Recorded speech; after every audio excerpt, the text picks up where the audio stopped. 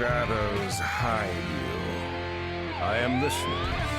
Our paths converge. So good to see you. Hail to you. Never lose hope. Here, Fred Shaft. I hear you. It has only begun. Fight on, Fred!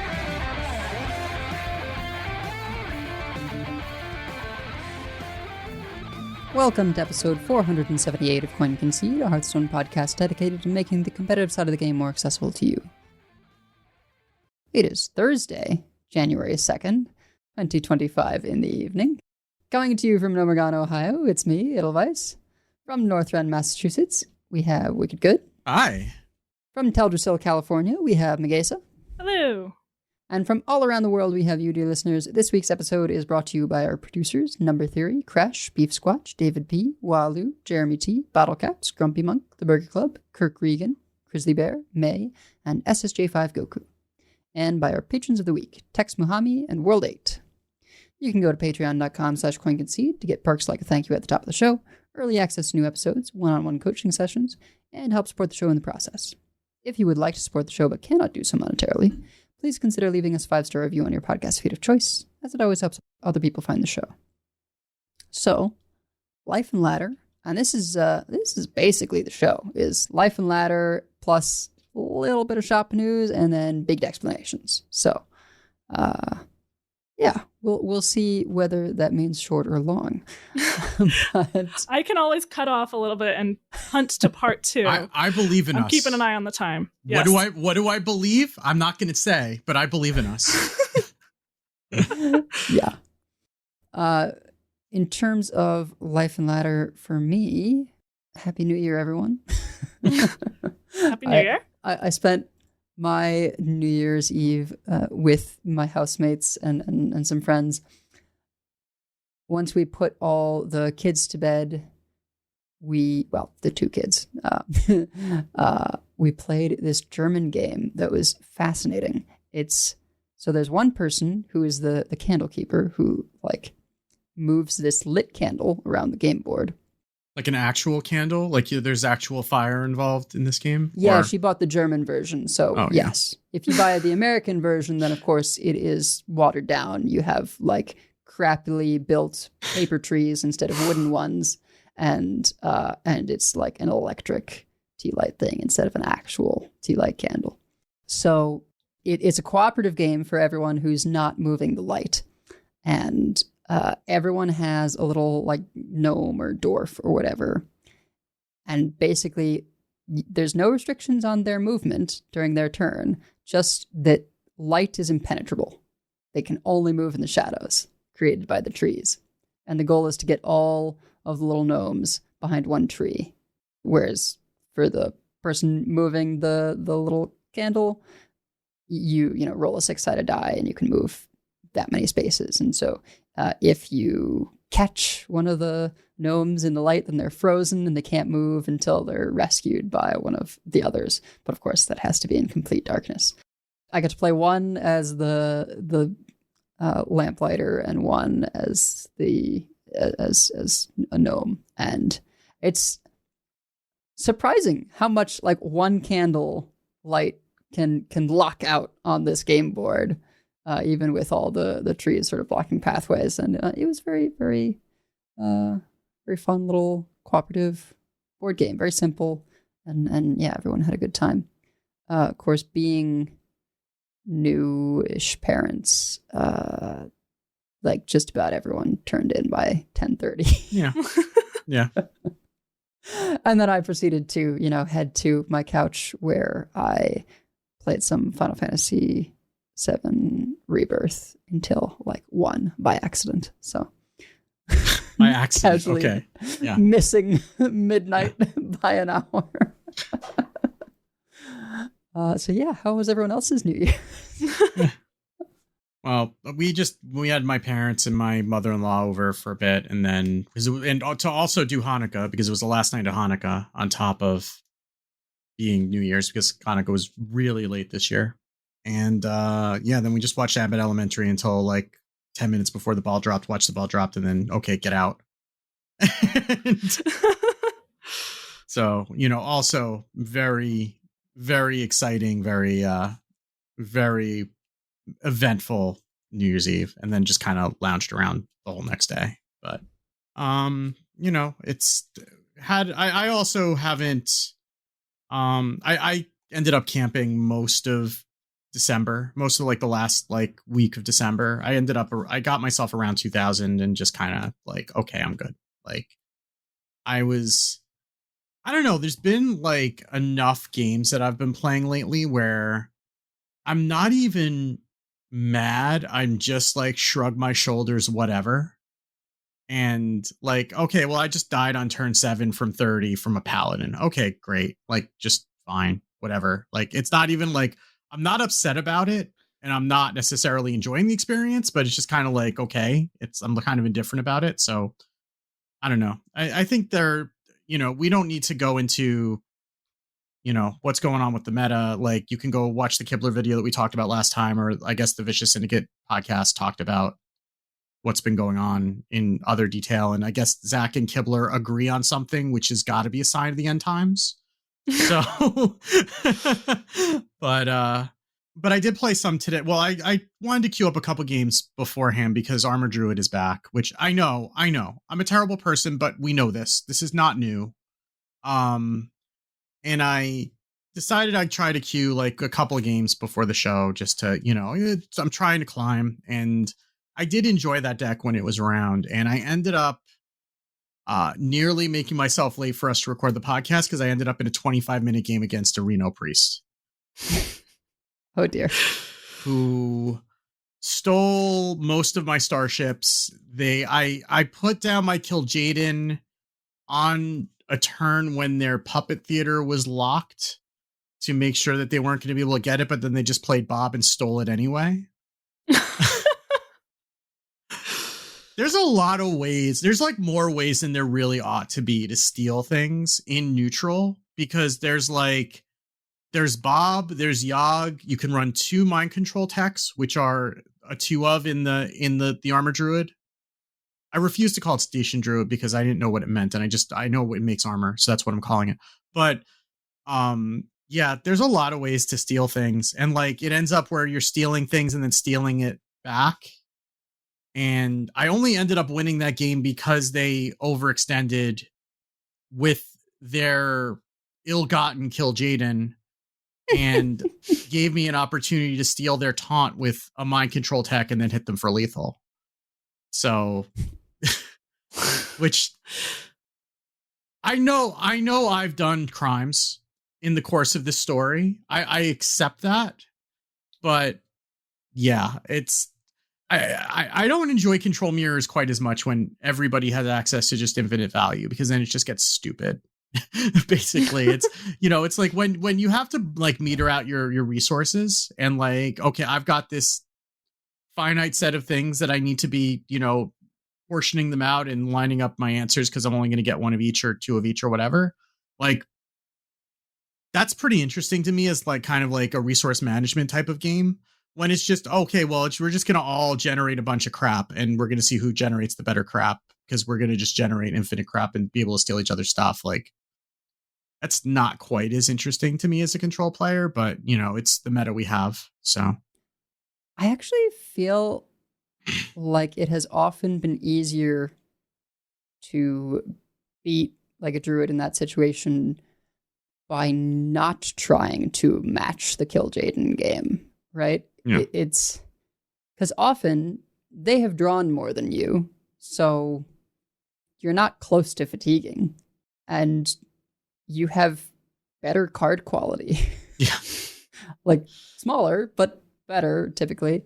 Like, I've beaten on multiple occasions druids who've gone into Kil'jaeden mode with like a Rainbow DK by just saying, okay, well, I still have like my Yogg, my Ceaseless, my whatever other tools, Reska, like Primus, all these things that are pretty good at dealing with big minions.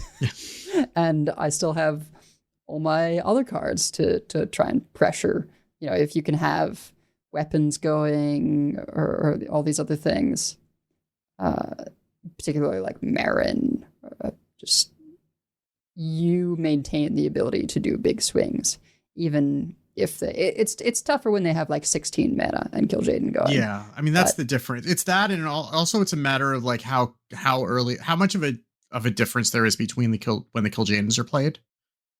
Well, what I'm saying is the Rainbow DK doesn't have Kill Jaden, right? Like, why bother? You have all these other better cards. And so it doesn't matter how big the minions are if you are, clearing them and presenting your own pressure. And I feel like you can often end up in a situation where it's like, well, they spent their stuff, so now it is just they are top decking because they don't have life tap, right? So they're just top decking demons. What are the odds those are going to pull it out for them? I mean, ideally, you're saving at least a couple of your draw spells for after you kill Jaden as the druid also, so that you can kind of get like a big swing turn. And Illidari Inquisitor is a card. And they'll do that. Yeah. And then I'll Ceaseless. Yeah. I mean, if they get, you're trying to draw into an Illidari Inquisitor, really, right? Because that's kind of how you end the game. Yeah, but one Inquisitor doing, 40 to 60 damage. That's that's just Hearthstone in 2025. Like, 40 to 60 damage. No big deal. Like, that's, oh my gosh. Yeah. So this is the kind of game that I don't even get to, but because I know it's there, I get frustrated. Yeah. So anyway, I won that game. I got a win out of that game. I don't think anyone actually won. But I didn't lose ranks from that game, so we'll call that a win. And other than that, I've been playing more Dragon Age Veilguard. I'm trying to make my way through that slowly but surely, and I started my saves were out of sync on the train on my Steam Deck this morning, so I ended up playing some more. I also picked up Prince of Persia: The Lost Crown, which came out I think at the beginning of the year. Heard good things. It's good when you remember that you can Google walkthroughs when you get stuck, because I didn't and put it down for like a week. And then I just Googled like the walkthrough. It's like, oh, I actually had this puzzle like 90% solved and just missed the last 10%. And like, it's always harder to Metroidvania because you don't know if like you can't progress because you're missing piece of a puzzle, or you can't progress because you're missing an item that you need to go find. And I assumed that it was the latter. And it just like, oh no, I just didn't see that there's a second wheel that has poles that I can swing on, that I just needed to get into the right position. And then I did that, and then I'm like off to the races. I didn't have to look at the walkthrough again for the rest of the train ride. So, so that's my PSA to you. Like, if you're in a Metroidvania and you get stuck, like look it up and see if there's something very obvious that you're missing, instead of spending a week like putting the game down and not playing it and not enjoying yourself because you decided to be a purist. So yeah. Yeah, that's how I do things. Yeah. Well, my story for the past couple weeks, I like the meta fine, but it doesn't like me. It was kind of the story of the past 2 weeks. My past 100 games before on like New Year's Eve, my win rate was 39% over 100 games. So that was kind of how I was going along. And I didn't play all that much because I was in that rut. I didn't play all that much like while I was having family time for Christmas and the New Year. Half my family is not Jewish, and the Jewish half of my family is not very observant. So the holidays end up being mostly Christmas and New Year's. But I did help my husband with a few games, and he was playing, got himself on a win streak. This is really only his second month of like actually playing.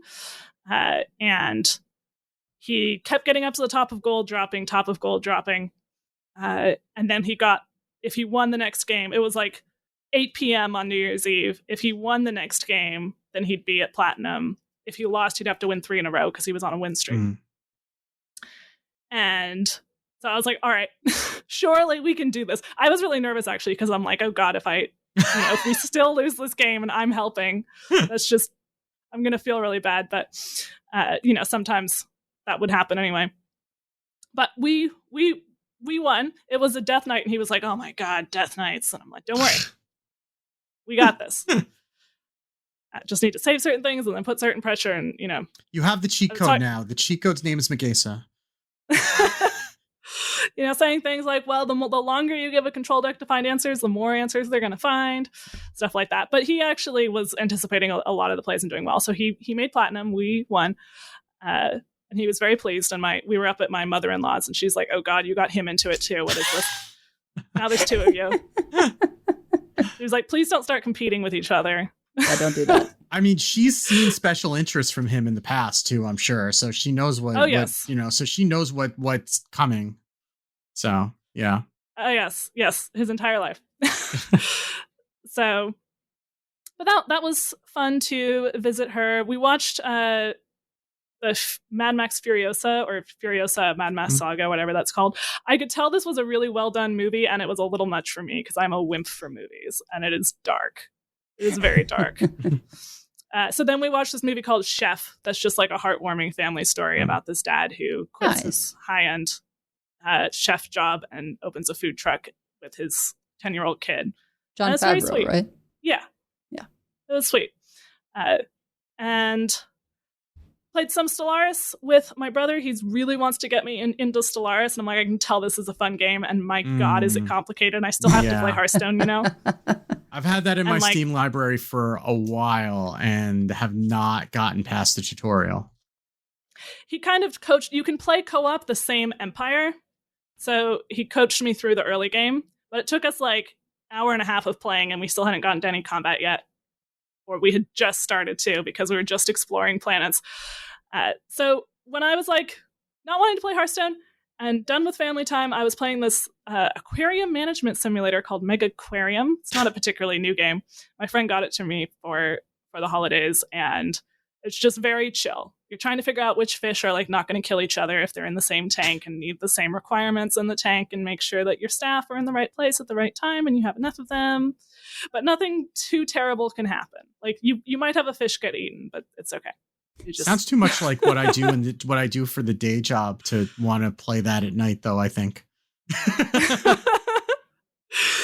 You staff have to go over here, and yeah. So, and I played a little bit after the month rollover. I still managed to get 11x. The goalpost seems to have moved, because I was almost at 3,000, and I know some people were at like 3,400 and got 11x.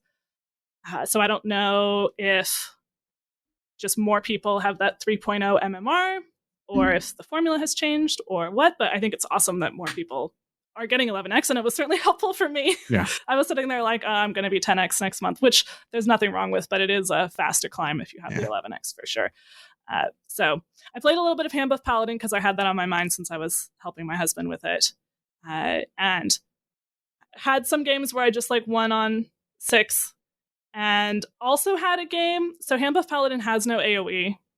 It has like ways of clearing minions by like, you have lots of rush and stuff like that. You don't have any AoE.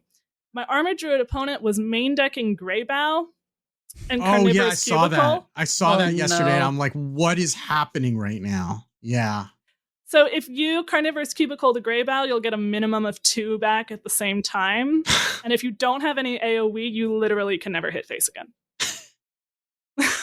Unless you get them both stuck on a small minion that you can ignore and win all at once. Like, it might be possible if you get a couple rushers and you have Leroy to get through. But I was not in a position where that looked likely to happen anytime soon, so I just conceded.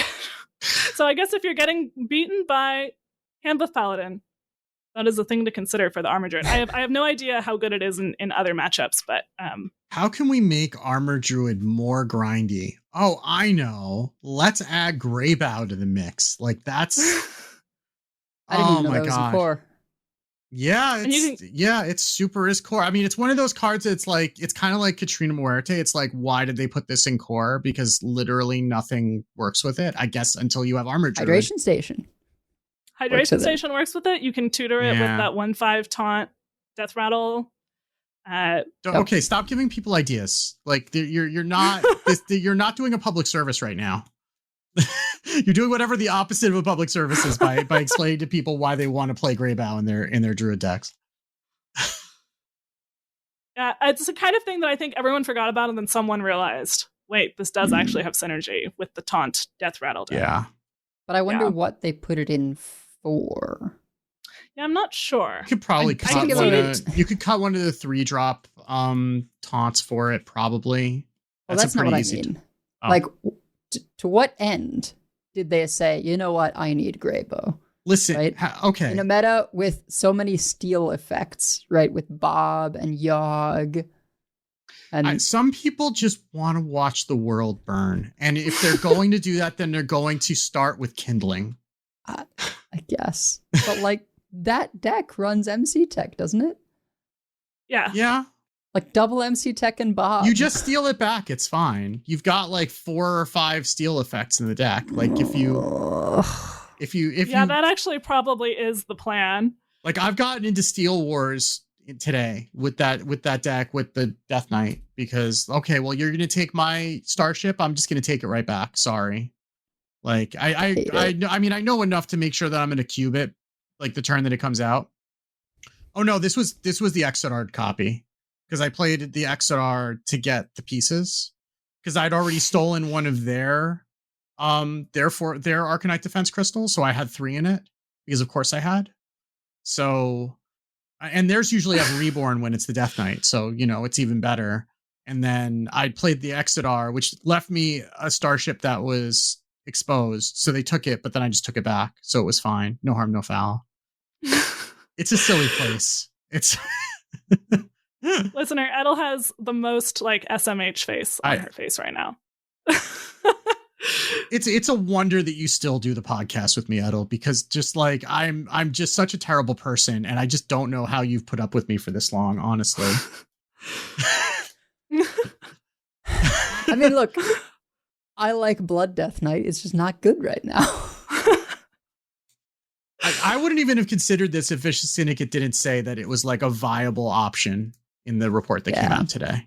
So it's their fault for telling me that it was an acceptable choice to bring onto ladder. Look, I heard it and I was like, okay, I really hate the Cyclo Rogues, but at what cost? Yeah. I mean, I don't care. I'm fine with, if I can't be happy, nobody's happy. That's just my life philosophy. So, To be fair, I have seen a pretty wide array of different things. But yeah, I do often sort of end my sessions lately with, oh wait, all my quests are done. Why am I still playing? Yeah. Yeah, I think I just died on 7 too many times yesterday. So then when I saw that there was a viable deck that can just armor out of the range of that, well out of the range of that, then like, okay, I'm here. That's fine. Then I'll do that. It's got a lot of appeal. At least I'm not dying on. If you're gonna be trapped in here with me at that point, like I'm building a prison and you're trapped with me.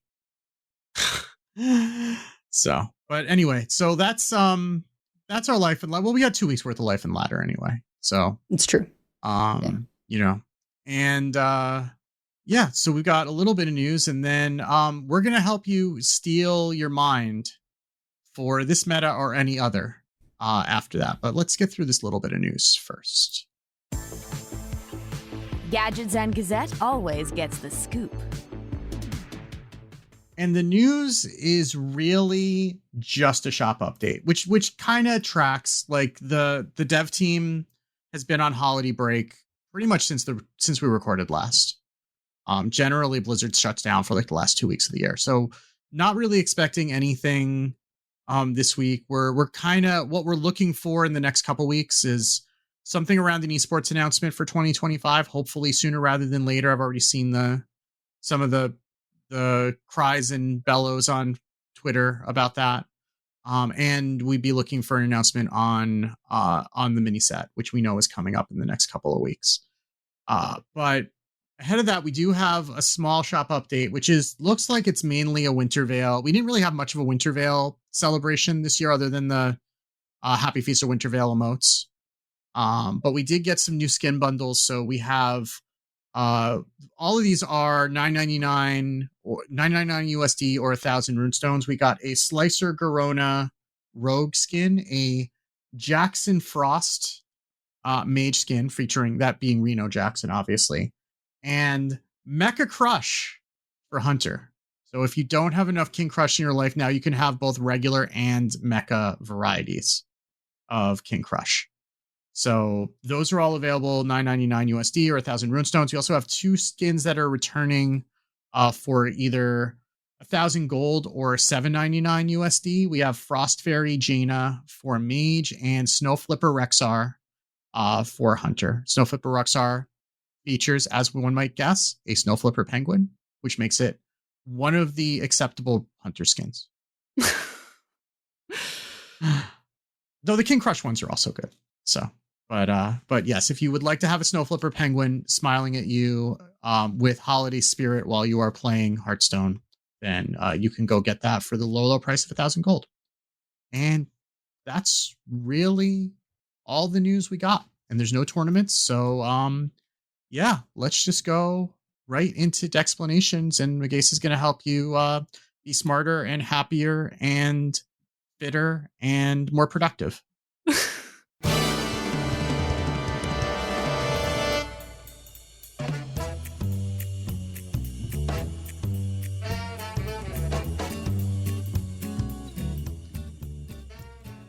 All right, so I have been low-key pushing for this topic for a while, and we're only going to get through part 1 of this today, so if we are going too long, also I'll take out some of what's in the show notes, but I have a lot of this information in the show notes with headers.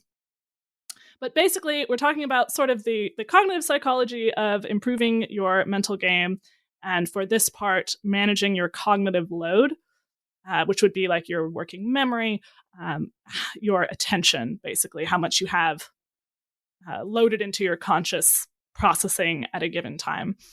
So what I wanted to do is talk through like what is working memory, and then how does that apply to learning in general and Hearthstone specifically, and then kind of summarize the takeaways. I also have some like articles and books that if you're interested in more, I use to help organize this, take some of the information.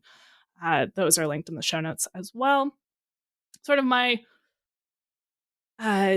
qualifications here. I have my bachelor's in psychology. I'm working towards a certificate and eventually master's in educational therapy. I've taught AP psychology.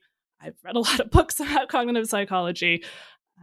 And so I've worked with a lot of neuropsychologists, with students who I work with. So this is a big area of interest of mine. I will try not to info dump too much. So when I talk, not everyone has necessarily heard of the term working memory, or if we have, they're not necessarily clear on it. So just briefly, what is memory when we talk about it? There's 3 main types of memory: your sensory memory, your working memory, and your long-term memory. So your sensory memory is just like the super brief, short-lived sense impression. It's like 8 seconds for auditory, milliseconds for visual. It's just holding like literally what are you seeing at this exact moment, or hearing or feeling or whatever. Your long-term memory is your storage. It's like your hard drive, your knowledge. It can be there indefinitely, but it's not immediately accessible. It's not what you're consciously aware of. It's just the storage. Your working memory is like your RAM. It is what you are consciously able to think about and use at a given time. And it takes in information both from sensory memory and from long-term memory. And it has a really limited capacity. It also has, if you hear about the executive skills, one executive skill is managing your working memory, managing your attention. It's holding whatever you are attending to at a given time. It has different parts we won't really get into too much. The visual spatial sketchpad is holding visual information. The phonological loop holds auditory information. The central executive directs where information goes. That part's less important. The more important part is this is all that's available for your conscious processing at a given time, and it's not very much. It's like 7. The commonly cited number is 7 plus or minus 2 things can be held in your mind at one time. Sometimes less, especially neurodivergent individuals often have a more trouble with working memory as just part of being neurodivergent. Not everyone. So what counts as those things? That is a great question. So it could be something as small as like one number. So like there's a reason why phone numbers are an area code plus 7 digits, because that's about as many numbers as you can hold in your head at one time long enough to go write it down. That's like, optimistic. Optimistically, right. Well, it is plus or minus 2, right? And the one way that they'll test your working memory, actually, if you get like a neuropsych evaluation, is a digit span where that you have to remember numbers. They'll like read out numbers, you have to say them back or say them back backwards, which is where it was revealed that I was actually doing it auditorily. I was just remembering the sound and not the numbers. If you have to do it backwards, you have to remember the numbers. It's much harder. Something like an area code, though, might only count as 1 if it's like area code you're familiar with. Sure. So like the local area code for San Francisco is 415. I think of that as one piece of information, the San Francisco area code, because it's stored in my long-term memory that that's 415. Or if it's East Bay, it's 510. And I know that that's East Bay, so that's one piece of information for me. So information can get chunked together. If you're trying to remember random letters, 7's going to be a lot of random letters to remember at once. But if you group them together to like FBI, NSA, USA, if you're familiar with those acronyms, now that's only 3 things you're trying to remember. And you can chunk together, words or sentences, phrases. Each of those might count as one item if they all have a meaningful link to you, especially if they have kind of you have something in long-term memory that you can just call up that then unifies all this stuff into one item. The literal technical term is a chunk. This is also why if they recommend if you're going to make up a password for a website or whatever, that you do it with like 3 or 4 words with dashes in between. The dash is your special character, and then you can just use uppercase or lowercase or whatever where it makes sense, because it's easier for you to remember like 3 or 4 English words, and that's harder to guess, especially if you have dashes in the middle. But also just use a password manager, please. That's my unrelated PSA for this part. But yeah, I use a password manager, but certainly if you're not going to use a password manager, then that's the way to do it. So you can remember it, but it's still hard to crack, particularly if you're like quoting James Joyce or something. That's all nonsense anyway. So. I have unrelated words, but that are easy to remember, make it really long as my password for my password manager, and then the password manager does everything else. So I only have to remember one of these. But that is actually a great point, because trying to come up with your own passwords the way that the password manager does is like perfectly meant to like anything that you can keep track of is really easy to guess, unless you're doing something like choosing from English words, of which there are tens of thousands, hundreds of thousands of English words. So that's a better way to go, and it's more characters. Anyway, but use a password manager. Wicked knows this. Yes. I work in IT for a living. Don't use a password manager. Yes. So in terms of working memory, there's a branch of cognitive psychology, or a theory within it, called cognitive load theory, which basically models learning and performance mostly as a function of managing your limited working memory, which is an executive skill. There's lots of executive skills. If you hear that, like ADHD people have trouble with executive skills, for example. There's like a gazillion of them. But this is one of them. And whether or not you're neurodivergent, this is a skill that can be difficult for everyone, and that is a huge part of learning for everyone. And performance is, how do I manage the fact that I only get 7-ish unrelated pieces of information in my brain at any given time, and everything else has to come in and out of hard drive. And you can't upgrade your RAM the way you can your computers. So, all right. How does this connect with Hearthstone? Yes. So, Hearthstone is a skill that places a huge demand on working memory. So if you can manage your working memory better for Hearthstone, then you will learn better and perform better. whether you're trying to learn a new deck or you're trying to do well in a THL tournament, whatever you're trying to use it for. And this is actually something I've thought about a lot because my working memory capacity is comparatively less than some of my other subscores when I got neuropsych testing. And so it's something I worked on explicitly, and that I think has helped my Hearthstone game. So we've talked some about chunking. Chunking is taking information, putting it into a chunk, only counts as one thing in your working memory. How does that help you play Hearthstone? Well, one thing would be like, we always talk about like take a time to review a deck before you start playing it. I don't always do that, but if you want to do well with it, it really does help because now that card is like one chunk in your brain, or this combo of cards is like one chunk in your brain versus having to think about all the different unrelated parts. So back with how like Crimson Clergy used to work, the funnel cake Crimson Clergy is like one chunk in your brain. Oh, I can do that and get back, an extra mana. You don't have to think of that as several different pieces at once when you're trying to plan your turn. You kind of know that sequence all is one thing when you're planning your turn, if that makes sense. So when people talk about like muscle memory in sort of a mental way, right, is that kind of like you have built up these chunks to just make all the things easier? Yes. So that's partly having built up chunks, having learned information that's all grouped together, and partly building what could be called fluency or automaticity. Automaticity is kind of a fancy term, but I like it because it is what it sounds like. Being able to do something automatically. If you're doing something automatically and unconsciously, you're bypassing working memory altogether.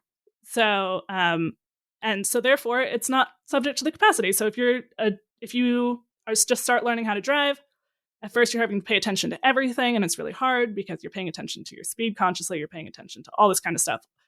And if you drive a lot more and get more practice, you still have to look at your speedometer, but you're not paying very much conscious attention to keeping your speed even. Yeah. Or because I just went through this with teaching a kid to drive, or like you're focusing so much on staying in the lines and keeping your speed up that you're not noticing if there are brake lights in front of you. Like that sort of thing, right? Because like those are the things that happen occasionally, whereas the other things are the things you're focusing on all the time, but you're focusing so hard on them that, I was with her in the car. I'm like, hey, somebody's braking up ahead. You need to slow down. Like, but that's the kind of thing that, because you're focusing on so many other things, you don't have the extra bandwidth to be able to do that. And like, I know this wasn't in your bibliography of the things that you're drawing from, but we were talking about this before the show anyway. There's a really good book that I read a couple years ago called The Art of Learning by Josh Waitzkin. You probably don't recognize the name, but he was the kid from the movie Searching for Bobby Fischer. So he was like a chess prodigy when he was, little, or I guess he was like he was like 12 or so. And then he later, after he retired from chess, ended up competing in high levels in like martial arts. I think some like jujitsu, or not jujitsu, like some form of judo or something like that. Just to clarify, when you say the kid from that movie, do you mean the kid movie was about, or the actor? The kid the movie was about. Okay, so it's not like the actor was not the actor, but player. the kid that the movie was based on. Yeah, gotcha. And what he talks about, so like when you're learning chess, right? Like they have these books of just openings, right? Of just like different board states that they'll have you study, right? Because chess is a deterministic game. Like there's only so many different. I mean, there's a lot of them because there's a lot of different combinations, but there's only so many of them. Right. And there are common openings there are only so many board states you can get from like one or two moves. So he would study all those, and he didn't really understand why he was doing that until it got to the point where he'd studied them enough that he didn't have to think of them anymore. And then he was able to take it to 3, 4, 5 moves out because he didn't have to think about how those openings were going to play out anymore. That was just there. Right.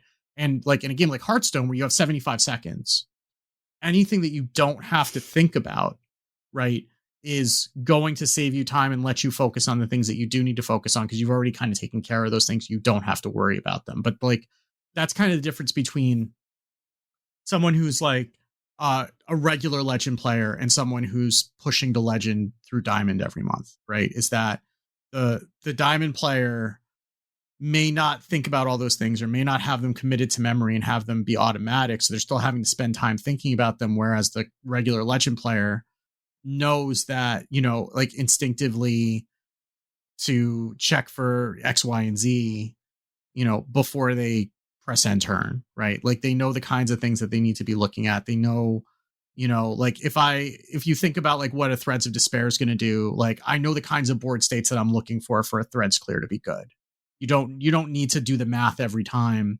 That if there's like a bunch of staggered health on the board, that it's probably going to be fine, or like a defile clear, like those types of things. Like if you could just recognize like what, there are times that I've played as Warlock, right? And I've just been like, this probably clears. Like, like you don't, it's not even worth necessarily because there's other stuff I need to do. Like this probably clears. I'm just going to do it. And it usually does, right? Because you just kind of get the idea of like what those things tend to look like, even if you haven't like done all the math and analysis and like analyze the board, but you kind of get an idea of what that shape looks like, if that makes sense. Or like another skill that a lot of players who have some experience have is being able to see really quickly where are the trades that I could make. Like what are the value trades on the board? And if you can see those quickly, then you can focus on should I trade? Which tends to be kind of the next level that we'll talk about on the show. But one skill that like I've watched my husband need to acquire because he didn't have any card game background was just what are the trades? And if I am going to trade, what's the optimal order? Yeah. Right. If you play a lot, and you probably play a lot if you're listening to this podcast, you probably don't think a lot about that anymore. Yeah. Or like if a mage plays a secret, right, is another really good example. Like if a mage or a hunter plays a secret, like because you've seen it enough times, like what secrets are in standard and what you have to play around. Whereas a newer player might end up playing into a secret because they're not thinking of it. Right. Because they haven't seen that enough times. They haven't committed to memory that like, okay, if I'm attacking, I need to make sure that I can live through an explosive trap. And I have to make sure that whatever I'm attacking with, I'm okay with it getting bounced back to my hand. And if I'm attacking a minion, that minion could get big. Is it going to be big enough to kill that? Like you've already considered all that by the time that you're starting your decision-making process as somebody who's committed that to memory. Whereas somebody who hasn't is either has to go through all that manually or they're going to forget something and just play into it. So that's part of why like really spending time learning, say, a particular deck or a particular matchup is worthwhile. And, because the question is like, okay, so how do we acquire those, that like automatic, just knowing this pattern or strategy or chunk? They'll also talk about heuristics, which is just a fancy word for rule of thumb, basically. We spend a lot of time on the podcast talking about like exceptions to those. So an example of a heuristic, they could be pretty general, like draw first, spend your mana. They could be really specific, like in hand buff, attack with your weapon first. And then, of course, they always have exceptions, like except if you have a South Sea deckhand that you need to play this turn and you have 1 durability on your weapon. But the heuristics are really important because they free up that working memory. If you just assume you're going to have this and then you're only asking the question, is there a reason I don't do that? And then you notice, oh, right, because I have a South Sea deckhand. Or when you see the South Sea deckhand in your hand, that sort of like sends up a flag in your brain, like I should check my durability before I swing. But if I don't have the deckhand, I'm not going to bother. And I'm going to spend my attention on more important stuff that's going on. So having rules of thumb, chunks of information is really, really helpful. And you can get that partly by just practicing, like pick one thing that you're going to practice, whether that's like one deck or maybe even just like remembering to draw first or trading less, whatever it is that you want to work on in your game. And try to, even like if you are in a place where you can like say out loud to yourself what you want to remember, take a second after a game and write down like one specific thing that you want to remember from that game.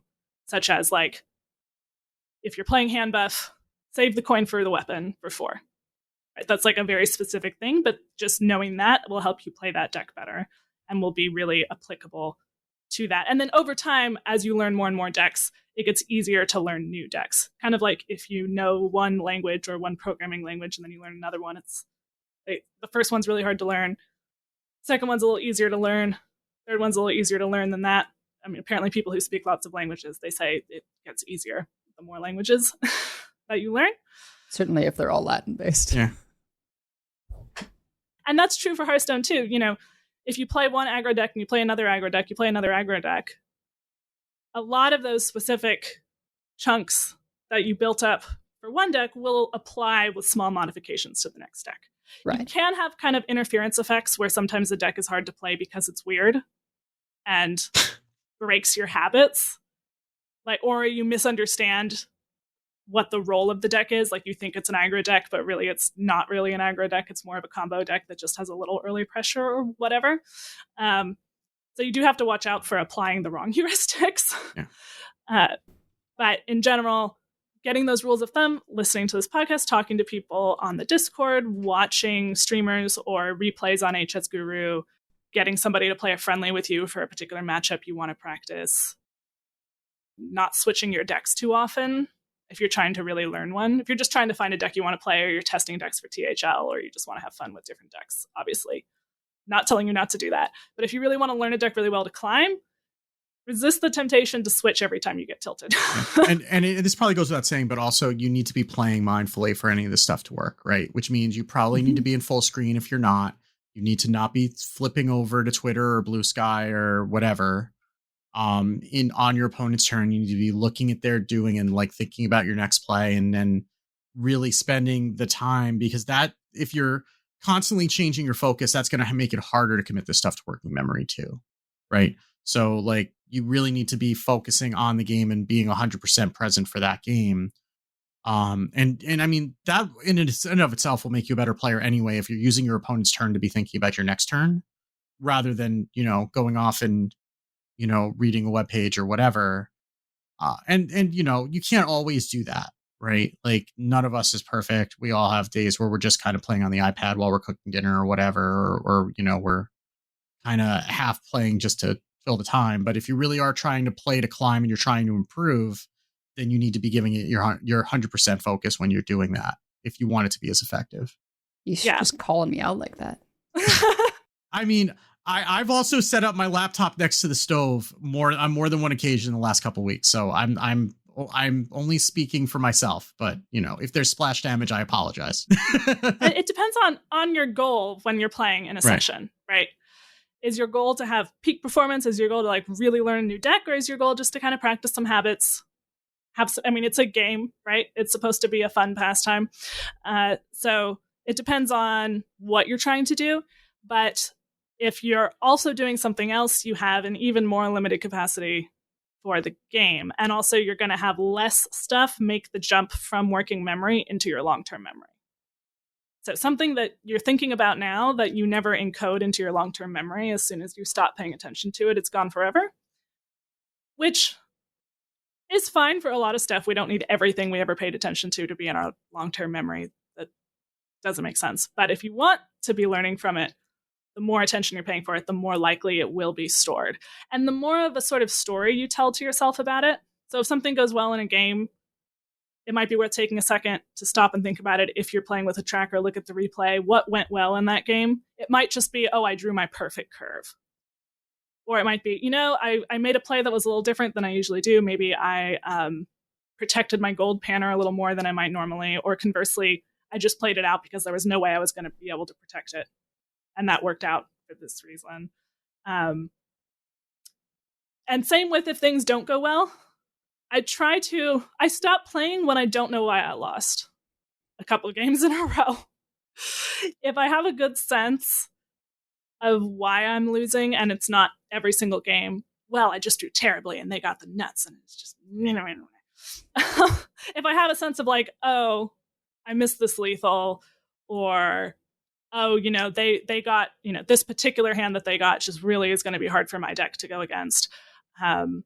Or maybe I could have gotten a couple more points of damage in the first 5 turns. If you're thinking like that, then you are learning, even if you still lost the game. If you don't really know why anything is happening, then you may or may not want to keep playing, but you're not necessarily learning as much from that experience. And occasionally the answer to why did I lose this game is sometimes bad RNG, but that's the kind of thing you get to by ruling everything else out, not by jumping to it as the first possibility. Like that's like, I forget what the term is for like the kinds of diagnoses that you get for disorders when they've like ruled out everything else. And that's how they have to test for this and that and the other before they can land on this diagnosis, because it could be these other things. Like you can get to this was bad RNG after you've ruled out everything else that you could have done to win that game. And it is valid sometimes that sometimes you just like, there are such things as unwinnable games, but there are also things you can learn from unwinnable games, even if they weren't able to win. It doesn't mean you could still play them better. And also you need to validate that, because if you're just jumping to, they just drew the nuts, then you might be tilted. And you're not really going to be learning as much, because you're not necessarily evaluating your play objectively. And if you are tilted, don't get too mad at yourself for jumping to that conclusion. Like, don't judge yourself for having that thought, but it's not going to be a helpful road to continue to indulge, if that makes sense. Like, if you're tilted, but you don't want to add to the self-talk that your tilt is already giving you, if that makes sense. You can kind of choose not to keep piling onto it. Kind of like if you get an anxious response, you can't just like not be anxious. It's so infuriating when people are like, just don't be anxious, or like, well, just don't be irritated at that thing. It's like, thank you. That's not how this works. And it isn't how it works. But it is true that you can sort of feed it by taking the spontaneous thoughts that come into your head and continuing them. Or you can kind of like let them come up. Don't necessarily push them away, but just be like, wow, I'm really tilted right now, instead of continuing the argument in your head with this opponent who's so toxic. Oh my God. Actually, and speaking of tilt, this is something from Jared Tendler, which actually maybe a couple of years ago was on the show for an interview in the Hat era. I think it was before you as well, Wigan. It was well before me. It was like episode like 1 something. I think that was before me. Yeah. Okay, so several years ago, there was an interview with, and Jared Tendler is a poker player and coach, but a lot of the lessons, he has a book about like the mental game and dealing with tilt and stuff like that, and a lot of those lessons apply to Hearthstone as well.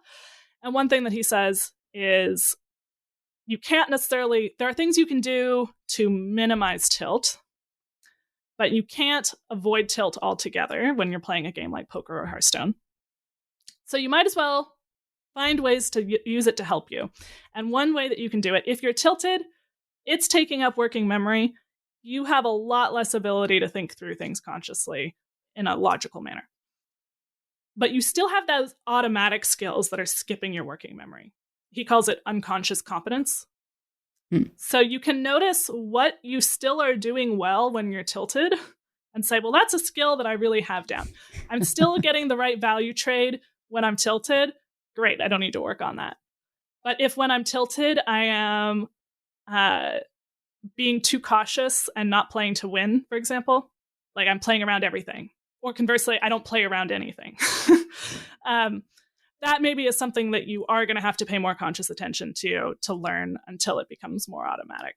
And it may not be possible to figure out what it is that you're doing poorly when you're tilted while you're tilted. You might have to kind of come back and reassess what you're doing.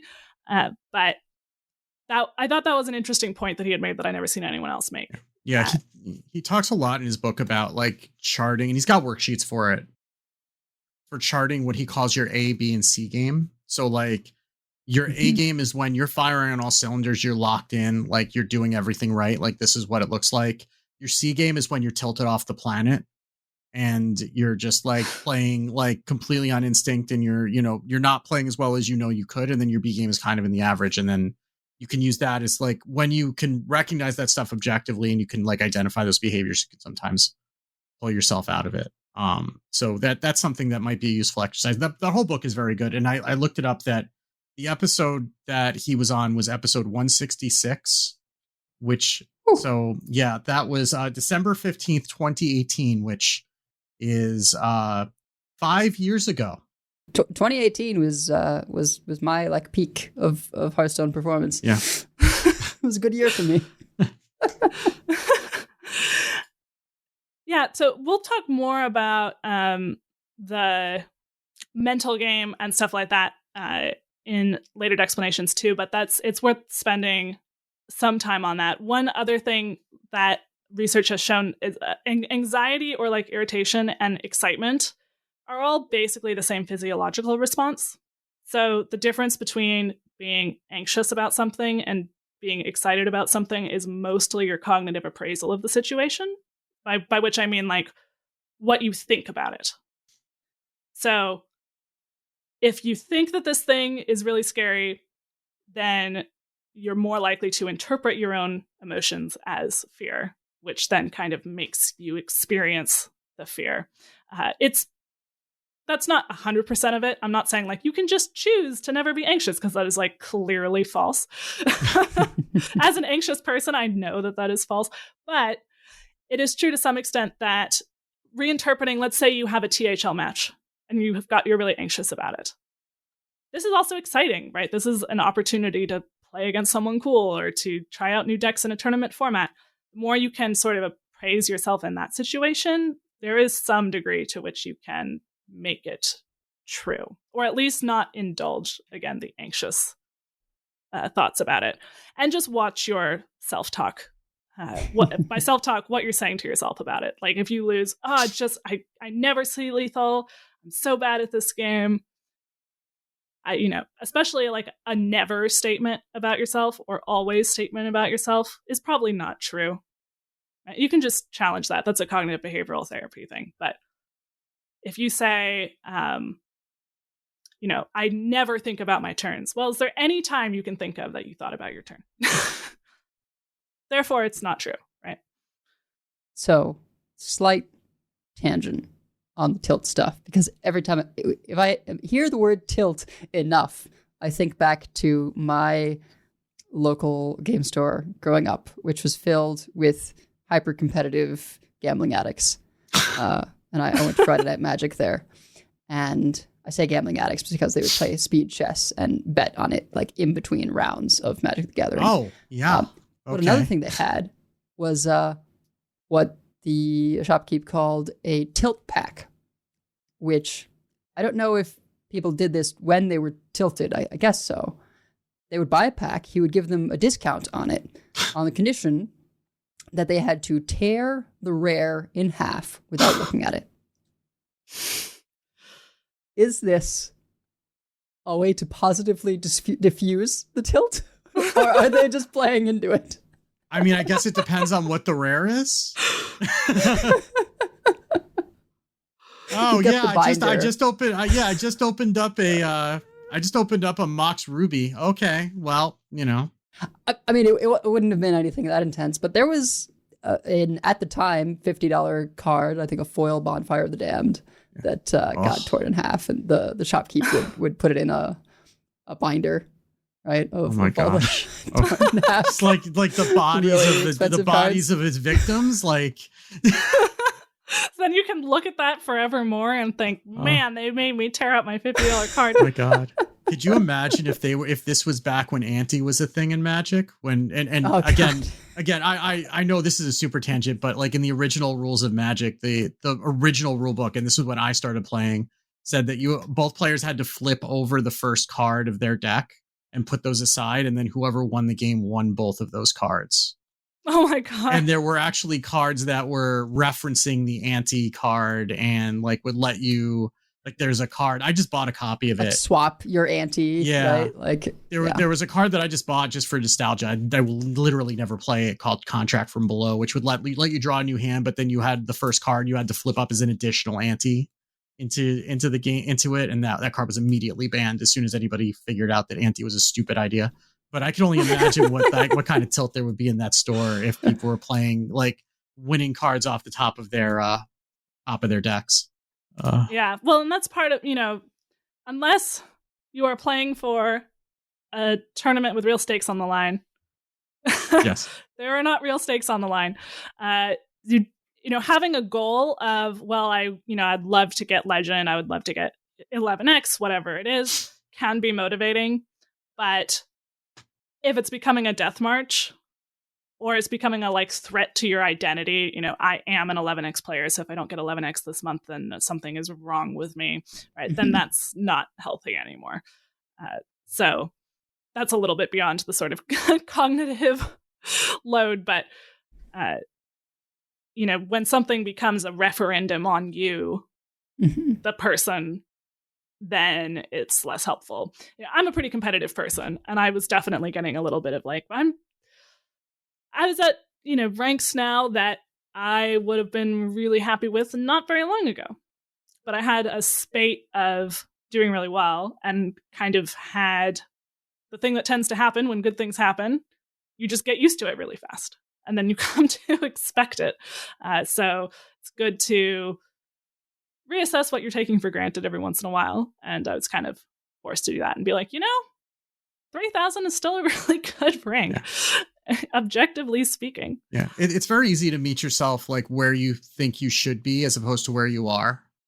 And it's very easy to get lost in the shoulds. My therapist calls it shoulding all over yourself, which, you know, is a kind of a good metaphor for it because it's funny to think about, but also it's like, you know, it makes it very obvious what you're doing, right? Like if you're saying the word should a lot, like, oh, I should be doing this, I should be doing that, then, and you aren't, and you're not in a position to change it, then you probably need to take a break, right? Like that's kind of a good barometer for that. But also just kind of getting, if you're like, well, I should be winning more games than I'm winning, but you're not, right? So either if in that scenario, I mean, you might be winning a lot of games right now. I don't know your life, but you know, if you feel like you should be winning more games than you are, then you need to take a step back and reassess, or you need to realign your expectations for yourself. Like if you're winning games and you're not winning all of them, that's okay. Like a 60% win rate is incredibly good in this game. And you're going to feel a loss 3 times more than you will a win. Right. Yeah. So you need to be also kind of just checking yourself when you're feeling that way. And like, there are times when I've just gotten out of like, I don't know, a 25-minute loss, and like one game that took 25 minutes and felt like I just spent the whole evening losing, but that was one game out of like 10. Right. And maybe I had like a 65% win rate otherwise, but you know, because the last one's going to be felt more. If that was a really long loss, you could just feel that more. So you need to like check yourself with actual data before you just kind of start, you know, spiraling that way too. That's one of the best arguments, I think, for using a tracker, even outside of the obvious usefulness, which a tracker helps with all this memory stuff, right? By reducing cognitive load, for sure. But I think in terms of reflection, taking a look and seeing, oh, I am going about 50%, or, oh, I'm actually positive on the day. That was just a crappy long loss. Or, I have 39 out of 100 games. Maybe I should take a break. Like that, you know, it can be good to kind of get confirmation of what's really happening and then evaluating from that how to respond. Yeah, even when it was like, most of the time when I'm feeling really tilted and I look at the tracker, it is better than I thought.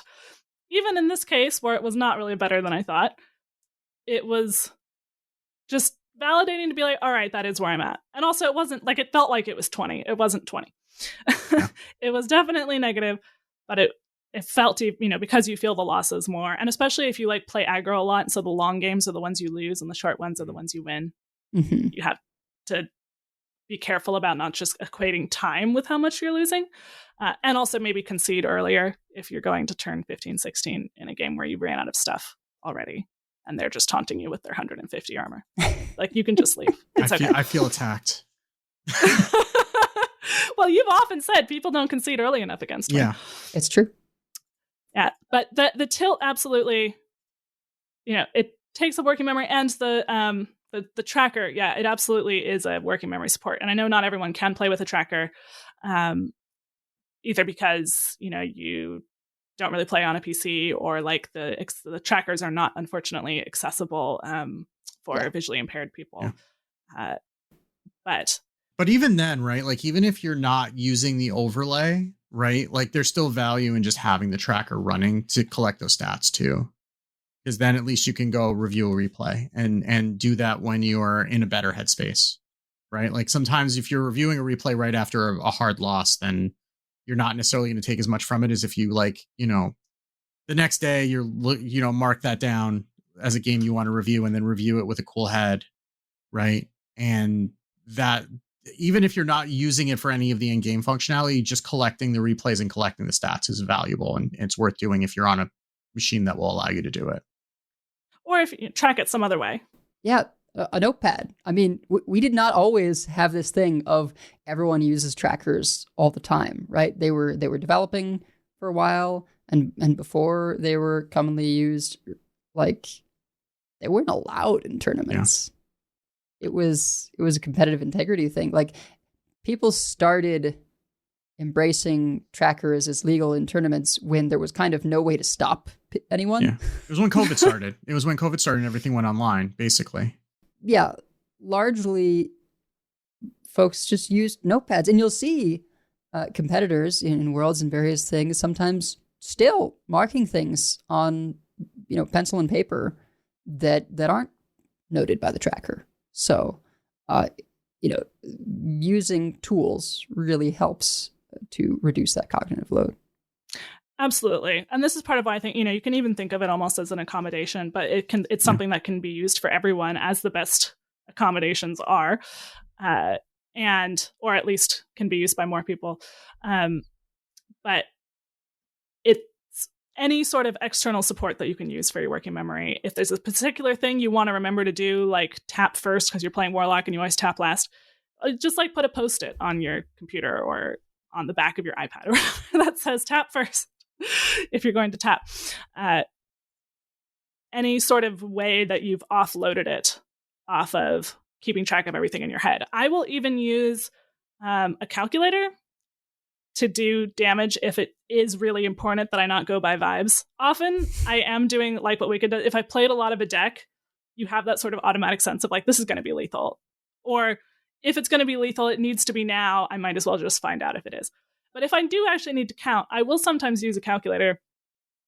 Just like I'm a fast typist, so I just have a program called Alfred. I just type at it. But whatever would it be work well for you? I teach math. I can do mental math. It's not because I can't do mental math. It's because that's distracting. Yeah. And for me, because I'm a fast typist, it is less distracting for me to type it really fast to see, is this lethal? That's also something that some of the trackers will do. They'll say what you have on the board, but if you don't have that, or if you're going from what do I have in my hand, like don't be afraid to use that if it's helpful to you. And a lot of times when there's a deck that requires fancy math, there are usually common breakpoints, right? Like that was the thing with Combo Demon Hunter way back in the day, the lifesteal double your damage. Like there were like cheat sheets of like, okay, if you have this many of this and you have this many damage doublers and it's going to do this damage, then you're adding this, like this is what the number ends up being. And like, it doesn't help in every situation, but for a lot of it, or at least lets you know if you're in the ballpark, right? Like you don't necessarily need to know exactly how much damage you have. You need to know, is it, more or less than whatever your opponent's life total is. And so at least if it gets you in the ballpark, and estimations are fine, right? Like sometimes when you're like, yeah, you could end up like your one-off lethal with those estimations. Like you could end up at a 29 for sure situation once in a while, but more often than not, if you're just able to estimate it just to make the math simpler, and then you can kind of remember a couple of really of basic rules, then it makes it, then you can kind of fill in the rest of it, and that'll save space in your working memory for everything else that you need to be keeping track of. And if you have rules of thumb for just how do I get the most damage for my mana, even if I don't have time to count how much damage that is. So like if you're playing Linesso Paladin, you want to use your O manager first and then play the coins to make sure you don't run out of mana for that. And then you want to play one holy spell, and then you want to play your holy ballistics, right? To make sure you don't run out of mana for that.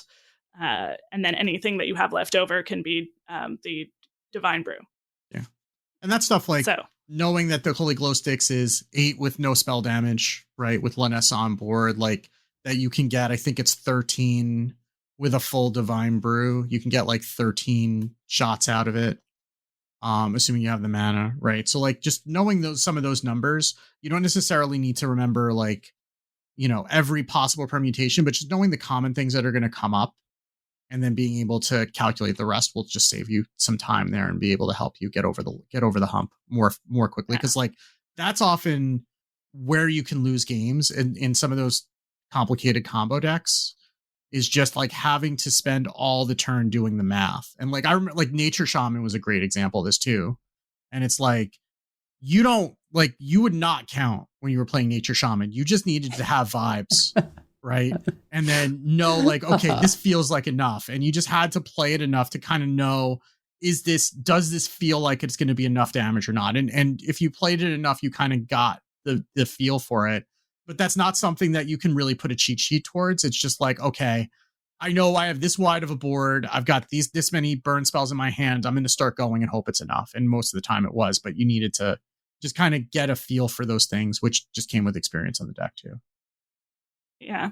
When we interviewed Pocket Train last year after he won the 2023 World Championships, one thing that he said that I thought was interesting and stuck with me was that he doesn't play super slowly, which is a strategy that works out well for some players. But he said what really worked for him was he just played a ton of games, got a ton of practice so that he had built up a lot of like long-term knowledge, those chunks, those like automatic routines for every deck.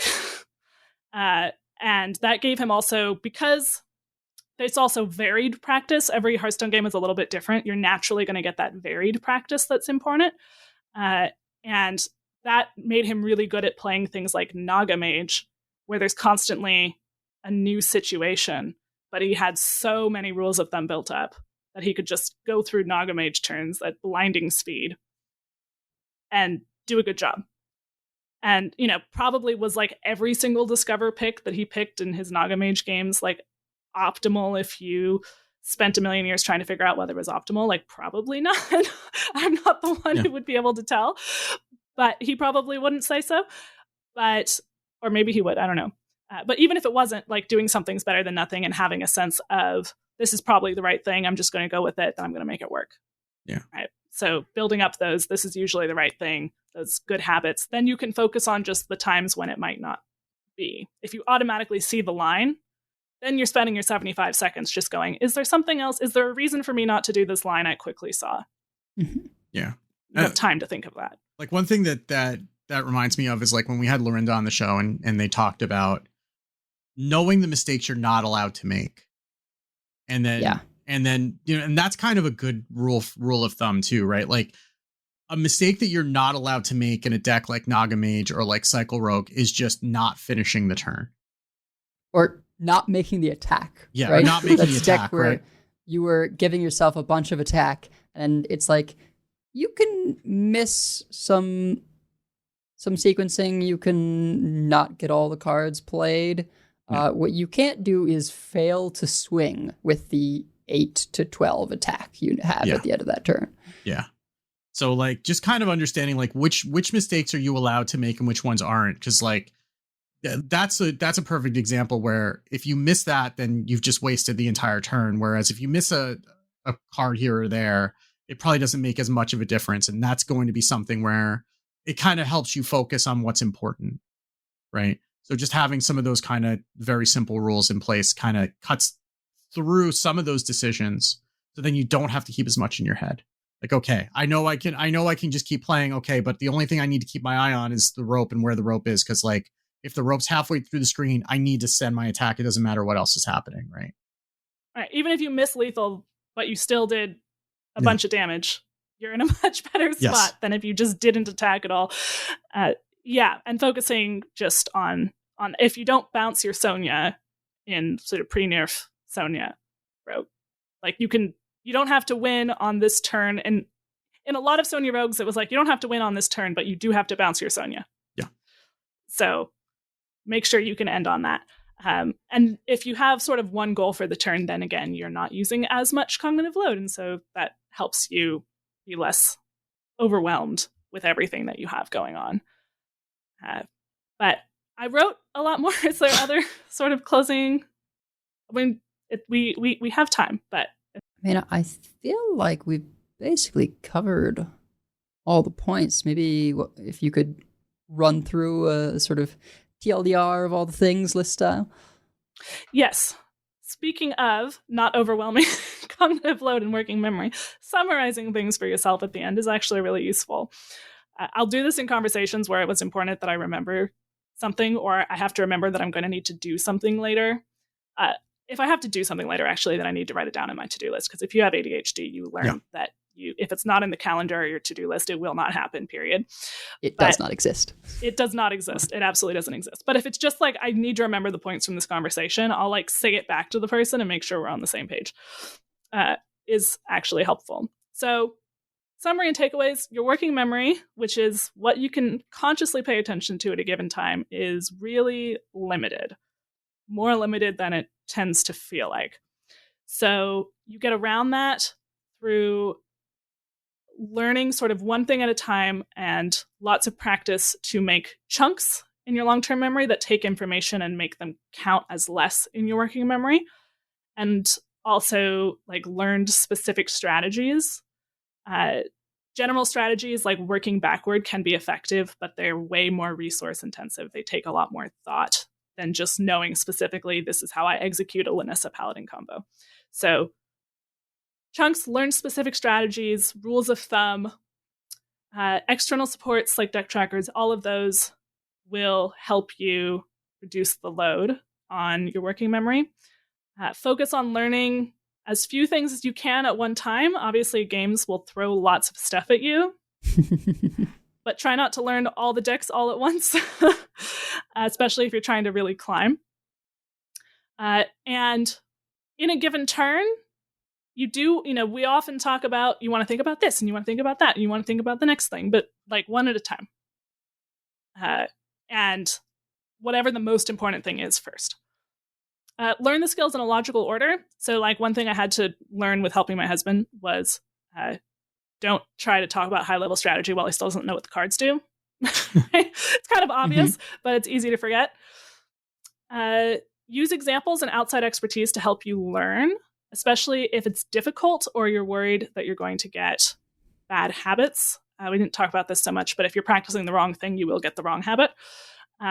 And the more difficult something is, the more you benefit from listening to the podcast or finding it's not as many deck guides as there used to be, but like streamers or replays or asking for feedback from your replay to make sure that you're not missing something. And to get those shortcuts, not reinvent the wheel on finding those shortcuts. Use your self-talk to help manage your anxiety and tilt and recognize when you have it and recognize that that's going to make that conscious play harder and you're going to have to fall back on the instinctive play. And when learning new things, limit your distractions. If you're just playing for fun, obviously, do whatever you want. And you can still learn that way, but you will learn more effectively. The research definitely shows you will learn more effectively during those times when you can limit your distractions. Maybe, after the kids have gone to bed, although also get sleep. Sleep consolidates learning. Sleep makes sure that that stuff that you just put in long-term memory stays there. So I know that's easier said than done, but it really is true.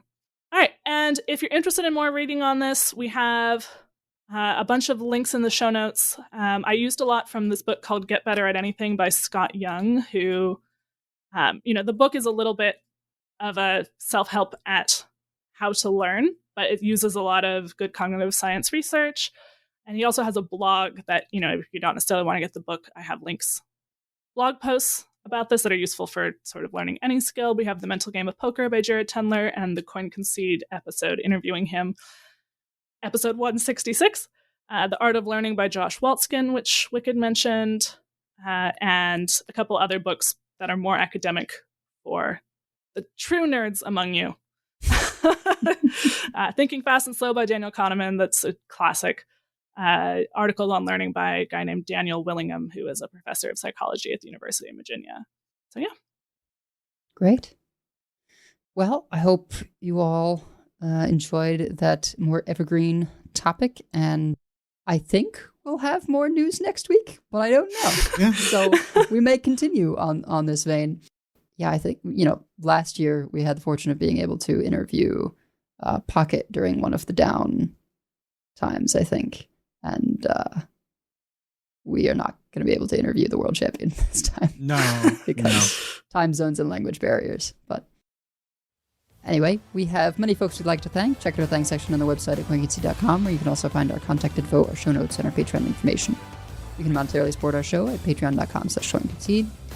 Join us every week live by following us on Twitch at twitch.concede.com. Join our community chats in our Discord at discord.concede.com.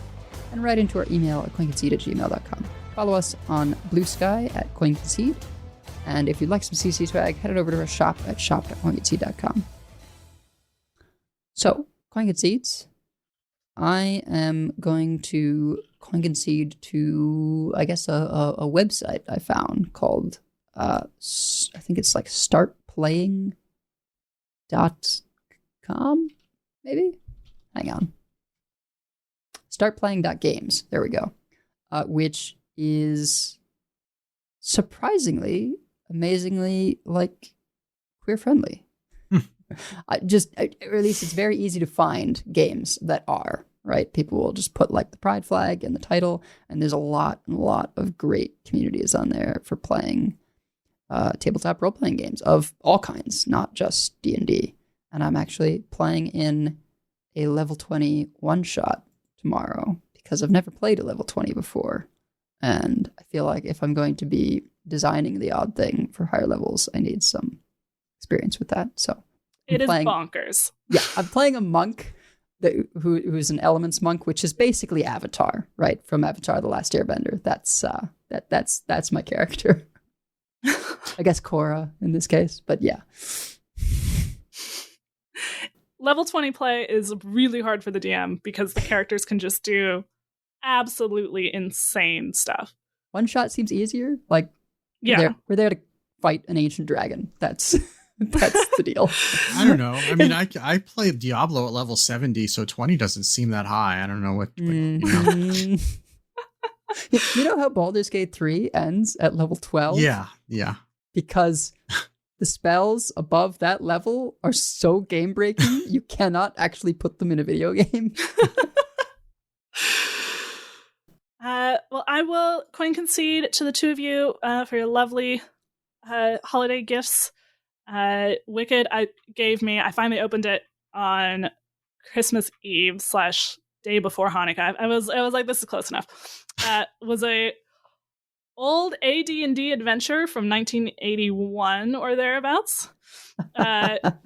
We had a blast looking at that. Showed it to my brother, showed it to my husband. My mom was, had no idea what she was looking at, so she wasn't that interested. But yeah, that was very fun. And Edel gave me these chocolate covered espresso beans that I have realized, like, you have to eat them like one at a time. like one in the morning. Did we find this out the hard way? Oh yeah. Now, it did mean that I had some before we drove up to see my mother-in-law on New Year's Eve. And it meant that I could drive for longer than I would have normally before giving it to my husband. I had made a cold cup of coffee, and I was smart enough not to drink all of that because the espresso bean had hit quickly enough that I was like, oh, I do not need this coffee. I took it in a mug anyway in case I needed it and drank like a third of it over the course of the car ride. Oh my gosh. So then I took, as if it's a pill, right? I ate just one before driving back today. These are how I got through finals in college. Art school finals. Back in my day, we had caffeinated water. There were two brands. There was one called Water Joe and one called Crank 2.0. We always like joked about brewing coffee with it, but we never actually did it because we probably would have exploded. But yeah. That honestly sounds like something more likely to exist in modern day with all the health food stuff. Yeah. Well, this was instead of having an energy drink, have this caffeinated water. Yeah. Like this is when energy drinks were kind of newish and like novel. Like people didn't like. Okay. You're saying novel, not that like they were new and people were not yet accustomed. Yeah, to no, they weren't scared. Nobody like was scared of them because exams were still a thing. But but yeah, it was like it was the era like in the mid 90s where you just put caffeine in everything and see what stuck, I guess. So yeah. Nothing can go wrong. And Magesa got us these lovely lighted signs with our names and I don't know what's well, mine is a priest icon. I don't know what is your. We talked about this. Yeah, we talked about this last week. Yeah. So. Yeah. This is something that I've made things like that back when I had access to a makerspace. But I thought, it'll be better and cheaper and faster if we find this on Etsy. And then there was many people who made versions of this on Etsy for reasonable prices. So if that's something that you are interested in, just like LED gaming light, search it on Etsy. I promise you will find many hits. I feel like the shipping chocolate is perhaps excessive when you consider it has to like keep the chocolate fresh.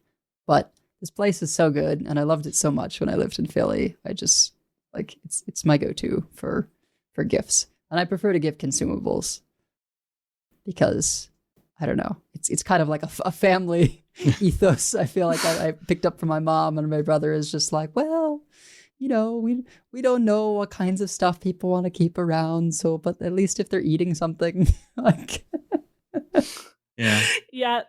Rather than the stuff can definitely pile up. I've been doing a lot of screen cleaning on that. Although my husband did get I took in charge of stockings this year and put things in it that I thought would be reasonable, or like chocolate bars, or things that people wanted. But my husband also said that we had to put in this little screaming goat. It's just a little goat figurine. It's like an inch tall, and when you press it, it makes the screaming goat sound. From that meme video, the Taylor Swift song. Yeah, the Taylor Swift song. If you haven't seen this, just search Taylor Swift screaming goat on YouTube. It's like a 30-second video. Why? Oh dear. It's not super loud. So it doesn't startle people when you do it. It's just pretty funny. I didn't give one to my mom because I thought she was going to think that it was really dumb. But I gave it to her boyfriend, and she just like immediately stole it from him and was doing it for the rest of the day. Oh my god. Goodness. Well, how about you, Wicked? Well, I'm gonna coin concede to Ryan's Deli because I went there the day after Christmas because a friend of ours was from college was in town, and he's in Connecticut, and we're like, well, what's halfway between us and Connecticut is Ryan's Deli, and it's still good. So we went there, and then we went to there's this mall here in the area in Manchester, Connecticut, which was surprisingly alive. Like most malls are kind of ghost towns at this point. Like I somehow have ended up in this YouTube like algorithm, like pigeonhole, where it just shows me like urban explorers like going through dead malls. Like that's apparently what I watch now. So, but this one was actually really like, because Maureen and the twins went to Savers, which is a thrift store, because that's what they do. And my oldest came with me because there was a game store in there, and then we're like, okay, we'll see what else is in there. And it was like, we thought we were going to be in there for like 15 minutes, just go to this game store that was like, we assumed was going to be one of the last things in this mall, and it wasn't. Like we kept going like, oh, there's a Newberry Comics here. Let's go in there. Oh, there's this other weird. There was a store. Okay. So it was a bunch of like stuffed animals like Pokemon in the front. And then like, like they had imported like Japanese Lays, which are all like half of them are fish flavored. Right. And like, some like weird, like otaku stuff. And then you get further back in, and it's like all these like new age crystals. And then you finally get to the back room, and that's where the swords and the stoner paraphernalia are in the store. Quite the pairing. What? Yeah. Yeah, it was. Maybe don't use both. Yeah, don't use those together. Those are not two great taste great together. But yeah, so that was it. There was that, and there was Newbury Comics, and there were like two different card stores, and then we got to this. We were about to leave, and then there was like this retro video game store that had a whole bunch of like Atari 2600 games new in box, which I never see, and like old issues of Nintendo Power. They were selling coasters that were actual like game discs that were too scratched up to play, that they just slapped some cork on the back and sold them as coasters. So it was a pretty cool bunch of stuff that was there. So that was a fun day. And I got deli out of it. So that's always good, because a good pastrami sandwich is, the best way you can recover from eating too much on Christmas, I guess. So. But that is going to do it for us for this week. So until next time, keep calm and don't shout on yourself. And if you see us on ladder, coin concede. Coin concede. Coin concede.